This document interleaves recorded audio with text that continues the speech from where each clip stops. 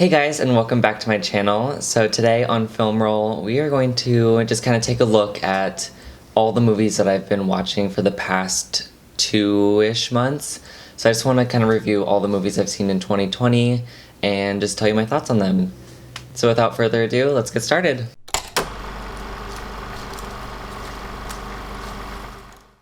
So the first movie I saw this year was actually on January 1st, and it was Knives Out.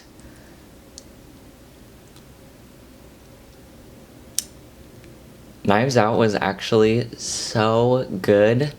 I can't even tell you how much I loved this movie. The cinematography was beautiful. The attention to detail. The director even put soft box lights in the shape of windows so that it reflected off of eyes and glasses as if they were like looking, like a window was on the other side of them.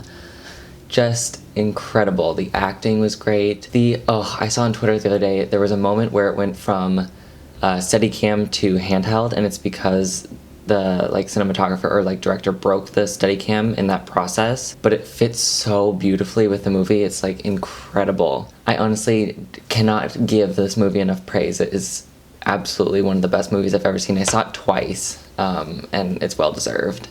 Another thing I will note is Chris Evans in the sweater. Yeah, it was the highlight of the entire movie, I would say.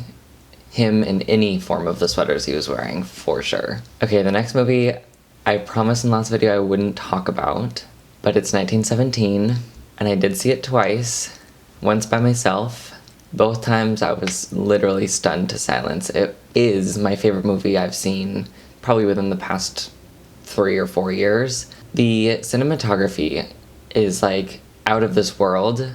I can't even comprehend the one-shots that they did in this movie. It just doesn't even make sense to me how they accomplished this, and the cinematography is just so good. I don't like war movies. I've seen Dunkirk, I've seen a couple other war movies, and I just don't like them at all, but this one was just so good.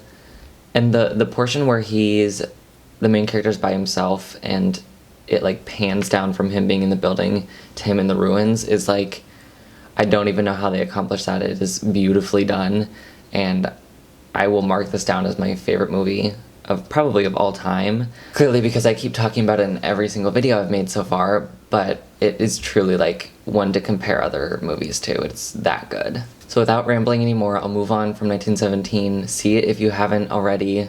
It is well worth it. And I would see it twice.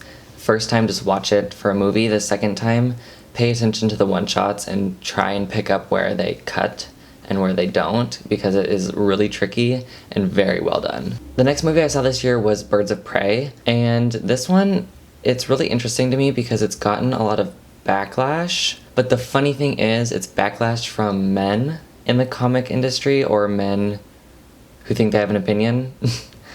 And to me, this movie was really good. I enjoyed it more, I would say I enjoyed it more than Suicide Squad.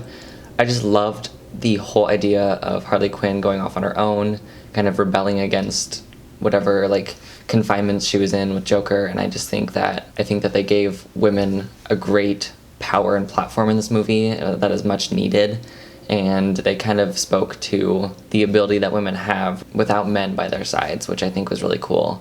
The cinematography was okay, I guess. One thing I didn't love was the CGI in the film. I think they could have done a little bit of a better job, but I guess it's good for a comic book movie, especially since it's DC.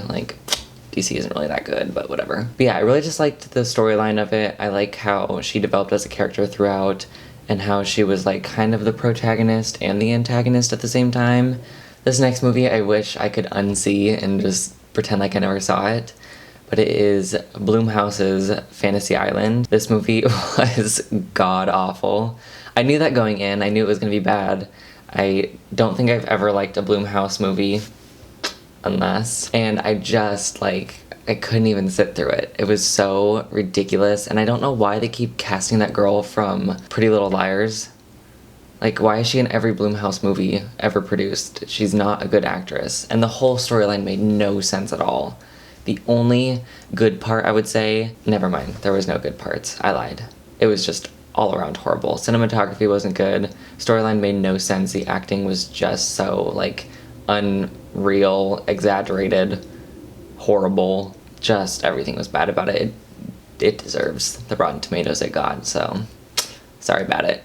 Anyway, now this last movie that I just saw last week is kind of a curveball for me. I didn't think it was gonna be that good. It did intrigue me at first. This movie is Invisible Man. So initially the trailers kind of piqued my interest, but then I saw it was produced by Blumhouse, and I was like, okay, I don't think I've ever really liked a Blumhouse production.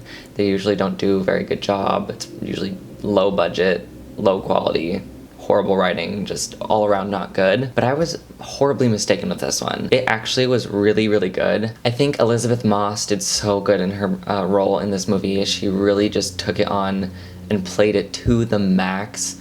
Nothing about it was fake, exaggerated. She made it seem so real and raw, which was just fantastic. It made the whole movie worth it. I also think the storyline was really cool because it isn't something I've really seen in movies before. It kind of played on mental illness, and then also like the scientific paranormal aspect of things. It did scare me at certain points, which was nice. And I just think overall it was really good. The ending was so good. My jaw was on the floor.